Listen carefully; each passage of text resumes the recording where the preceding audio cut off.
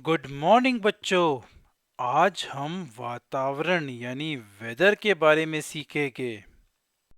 कभी कभी हमें बाहर धूप तो कभी हवा, कभी बारिश, कभी ठंड लगती है ना? भला आपने सोचा है ये सब कैसे होता है? ये सब सूरज पर निर्भर है, यानी मुख्य रूप से सूरज की किरणों से मिलती हुई गर्मी पर।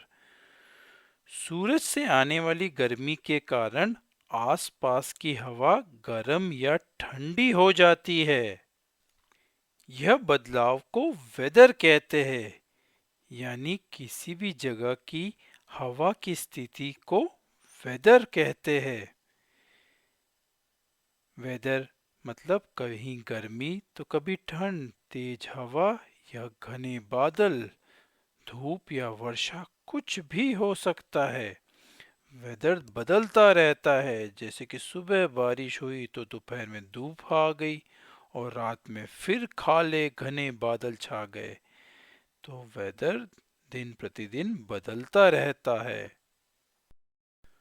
और वेदर किन चीजों से बनता है, चलो देखते हैं। सूरज के अलावा हवा, प्रेसिपिटेशन यानी पानी का एक रूप, टेम्परेचर या तापमान, विजिबिलिटी, बादल, इन सभी चीजों के कारण वेदर बनता है। चलो इन सब को एक एक कर देखते हैं कि ये क्या होती है। तो हवा यानी एयर क्या है? हवा को हम देख तो नहीं सकते लेकिन महसूस जरूर करते हैं। तेज हवा को विंड कहते हैं। हम कभी किसी यात्रा पर या पिकनिक पर जाते हैं तो हल्का से हवा का ठंडा झोंका आता है, तो कितना मजा आता है ना? तो ये हवा चलती कैसे है? यह एक बड़ी सरल सी बात है। जब हवा गर्म होती है तब वो ऊपर उठ जाती है और आसपास की ठंडी हवा उस जगह को ले लेती है। इसे हम ब्रीज कहते हैं। ब्रीज से मुझे कुछ याद आया, वह है बबल्स यानी बुलबुले। मुझे यकीन है आप सभी बच्चों को बबल्स फूकने का बहुत शौक होगा, है ना? आपने कभी साबुन के पानी के बबल्स फूके होंगे और उन्हें हवा में उड़ते देखा होगा तो बड़ा मजा आया होगा। पर क्या आपने कभी सोचा ये बबल्स ऊपर कैसे उठते और फिर नीचे कैसे आ जाते हैं? वह कोई पक्षी तो है नहीं जिसमें कोई पंख है, तो फिर ये उड़ कैसे रहे? चलो इसका जवाब जानने की कोशिश करते हैं। जब आप बबल्स फूकते हैं तो आपके अंदर के लंग्स यानी फेफड़ों की गर्म हवा उन बबल्स में भर जाती है। और हमें पता है गर्म हवा ठंडी हवा से हल्की होती है, तो इसके कारण बबल्स जिसके अंदर गर्म हवा भरी है वह ऊपर उड़ने लग जाते हैं। और फिर वह नीचे कब आते हैं? उनके अंदर की हवा ठंडी हो जाती है तो वह नीचे आ जाते हैं। है ना दिलचस्प बात? चलो अब हम समुद्र तट के निकट में बहने वाली हवा के बारे में और जानते हैं। तो समुद्र के पास की जगह में दिन में क्या होता है? दिन में सूरज धरती और समुद्र दोनों को गर्म करता है, लेकिन पानी की तुलना में जमीन जल्दी गर्म हो जाती है। इसलिए जमीन की हवा गर्म होकर ऊपर उठ जाती है और उस जगह को भरने के लिए समुद्र से ठंडी हवा बहकर जमीन की तरफ आ जाती है। इसे सी ब्रीज कहते हैं। और सी ब्रीज क्यों? क्योंकि समुद्र से जमीन की तरफ हवा आती है। और रात में क्या होता है? रात में जमीन जल्दी ठंडी हो जाती है, इसलिए समुद्र की हवा गर्म होकर ऊपर उठ जाती है और उस खाली जगह में जमीन से ठंडी हवा बहकर समुद्र की तरफ आ जाती है। इसे लैंड ब्रीज कहते हैं, यानी हवा जमीन से समुद्र की तरफ बहती है।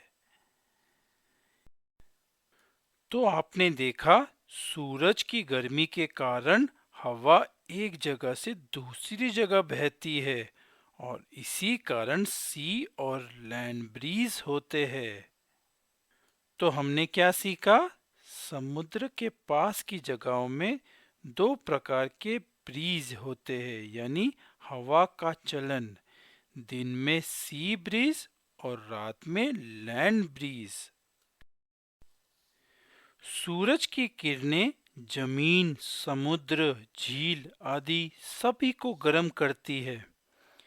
यह गर्मी रिफ्लेक्ट यानी प्रतिबिंबित हो जाती है, उसके कारण ऊपर की हवा गर्म हो जाती है।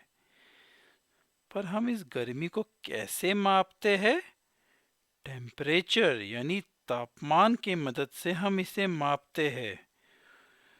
गर्मी के मौसम में सूरज की अधिक किरणों के कारण हवा ज़्यादा गर्म हो जाती है। इसके कारण टेम्परेचर बढ़ जाता है और हमें गर्मी महसूस होती है।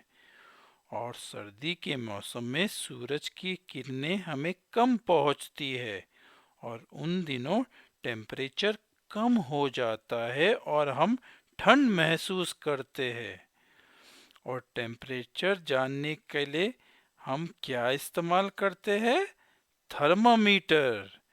यह वही उपकरण है जो हम बुखार होने पर इस्तेमाल करते हैं।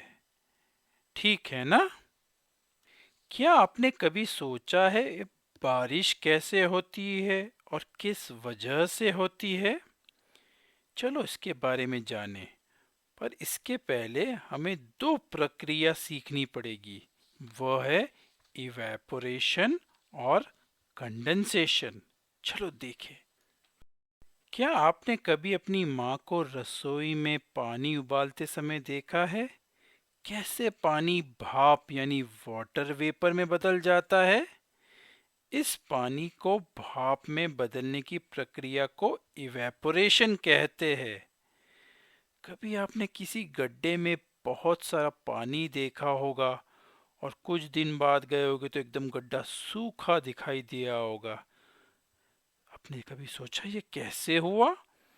कोई जादू हुआ क्या? नहीं ना। सूरज की गर्मी के कारण समुद्र, नदी, झील आदि पानी के स्रोतों में पानी भाप यानी वाटर वेपर बनकर ऊपर उठ जाता है और यही वजह गड्ढे में से भी पानी के सूख जाने की होती है। इसे इवेपोरेशन कहते हैं। क्या आप जानते हैं कि गर्मी के मौसम में गीले कपड़े जल्दी सूख जाते हैं ठंडी के मौसम की तुलना में? ऐसा क्यों? क्योंकि गर्मी के मौसम में तापमान अधिक होता है, इसके कारण इवेपोरेशन ज़्यादा जल्दी होता है और इसलिए कपड़े जल्दी सूख जाते हैं। चलो एक छोटा सा प्रयोग करके देखें। दो तौलिए लीजिए, इनमें से एक तौलिए को दो मोड़ बना दीजिए और दूसरे तौलिए को बिना मोड़ के सुखाइए। तो आप बताइए इनमें से कौन सा तौलिया जल्दी सूखेगा और क्यों? मोड़ वाला तौलिया सूखने में ज़्यादा समय लेगा, क्योंकि बिना मोड़ के तौलिए में ज़्यादा एरिया यानी ज़्यादा हिस्सा सूरज की किरणों को मिल रहा है, इसके कारण वो जल्दी सूख जा रहा है।